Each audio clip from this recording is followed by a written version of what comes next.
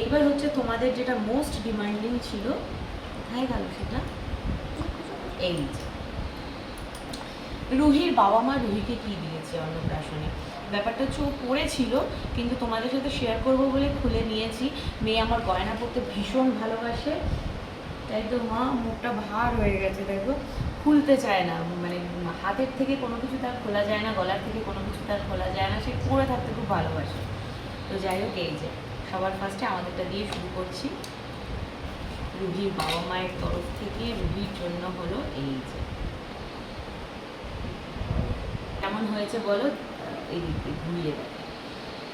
দুটো কিটি আছে। আমার মেয়ে সারাক্ষণ ম্যাও ম্যাও করতো, তোমাদের বলতাম ওকে আমি ম্যাও ঘুরি বলে ডাকি, তো সেই জন্য ওর বালার মধ্যেও দুটো কিটি রেখেছি।